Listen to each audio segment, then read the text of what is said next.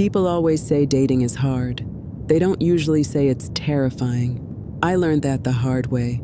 It started the same way most modern dating stories do, scrolling late at night, half bored, half hopeful. Dating apps have this way of making loneliness feel productive. Like if you swipe long enough, eventually you'll land on something real. That's when I matched with him. His profile was normal, almost too normal. Clean photos, a short bio about loving road trips, cooking, and deep conversations. No red flags, no weird energy. Just a man who looked like he belonged in someone's Sunday family photos. We talked for days. He was consistent, polite, asked about my childhood, my favorite movies, where I wanted to travel someday.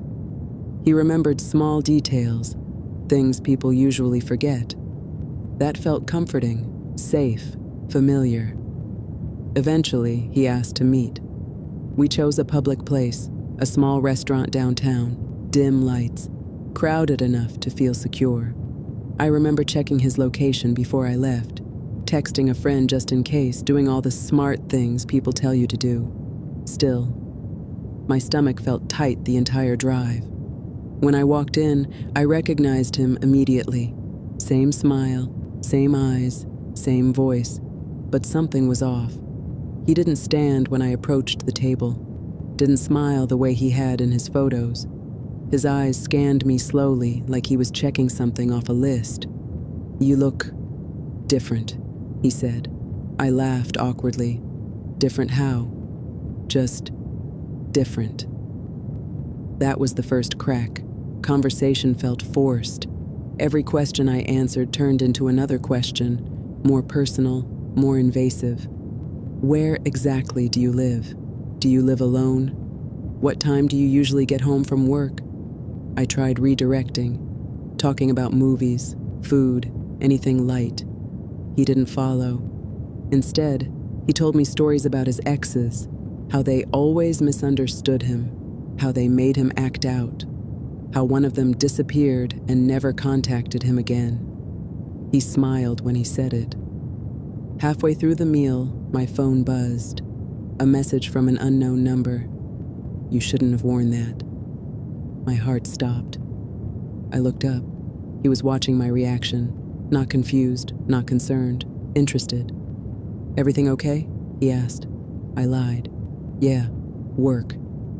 But my hands were shaking. When the waiter came, I excused myself to the bathroom and locked the door. I checked the app. He was still active, still online. Then another message came through. "You always check your phone when you're nervous." I didn't go back to the table. I left cash on the counter and walked straight outside, my pulse pounding in my ears. As I reached my car, I felt it, the unmistakable feeling of being watched. I turned. He stood by the entrance, phone in hand, smiling. I blocked him immediately, changed my number the next day, deleted the app. I thought that would be the end. It wasn't. For weeks afterward, I noticed things. A car parked across the street at night.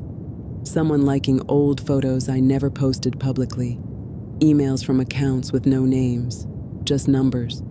The scariest part? Nothing technically happened. No police report. No proof. Just fear. That's how most dating horror stories go. Not with screams or blood, but with intuition ignored, boundaries tested, and silence where answers should be. Because sometimes the worst dates don't end with closure. They end with you wondering how close you came to becoming a story someone else tells.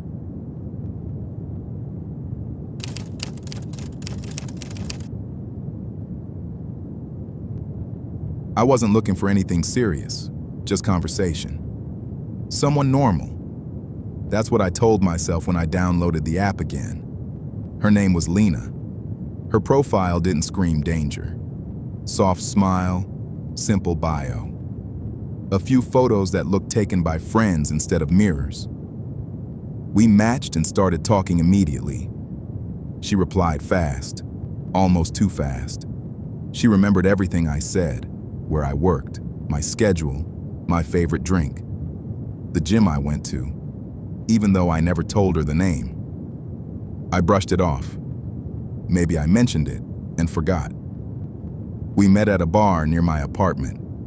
She was already there when I arrived, sitting at the exact table I usually choose. "I figured this was your spot," she said. That was strange, but not enough to leave. Throughout the night, she kept finishing my sentences, predicting my thoughts, laughing before I finished jokes. Then she said it. "You still sleep with the light on, don't you?" I froze. I never told her that. I laughed it off, but my chest felt tight. When I went to the bathroom, my phone buzzed. Unknown number. "You look better nervous." I paid quickly and left. She didn't follow me, but when I got home, my apartment light was on. I live alone. I stood in the hallway for 10 minutes before going inside. Nothing was missing, nothing was moved, except a note on my counter. "You should really lock your windows." I never saw her again, but sometimes when my phone lights up late at night, I swear I see her name.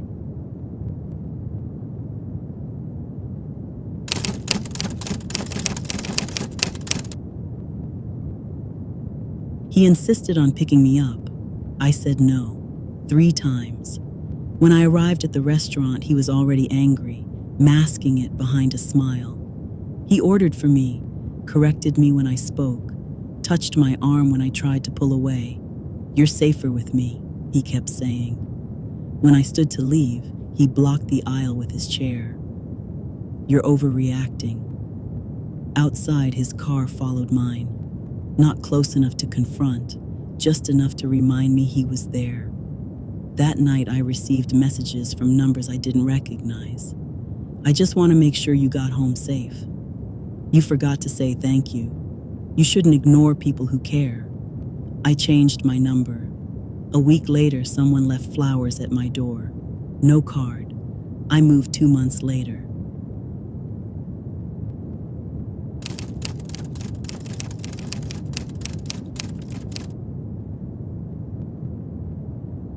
Everyone tells you to trust your instincts when dating. What they don't tell you is how easy it is to ignore them when someone makes you feel chosen. I met Ethan on a dating app during a week when I was especially lonely. His profile was calm, almost boring.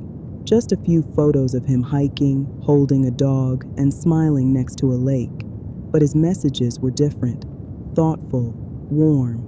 He asked real questions. Not just, "What are you doing?"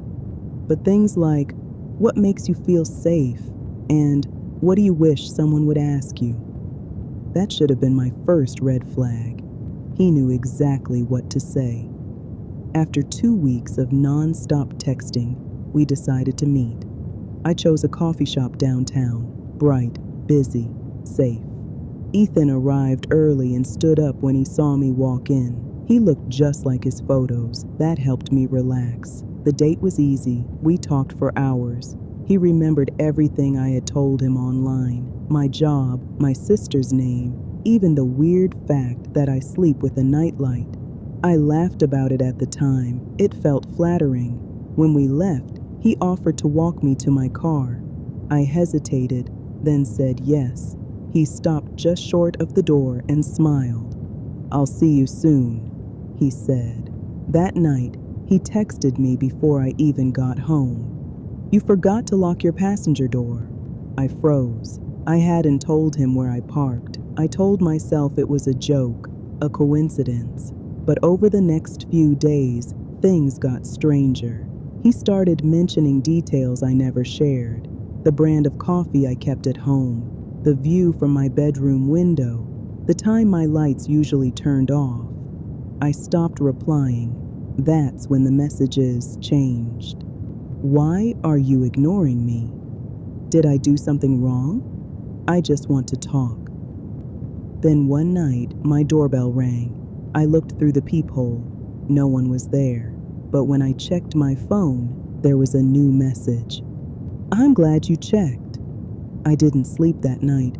The next morning, I found a single flower on my doormat. No card, just a red rose.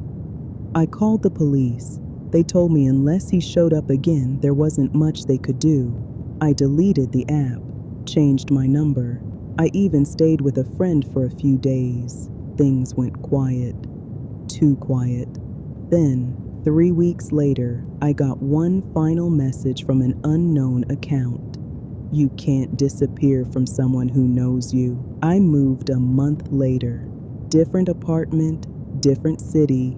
Sometimes when my phone lights up at night, I still feel that same fear. Because dating apps don't just let you find love, they let the wrong people find you too. Thanks for watching. If you enjoyed this video, remember to hit the like button and subscribe to my channel. Don't forget to tap the notification bell so you'll be the first to know when a new video drops. Until next time, my friends.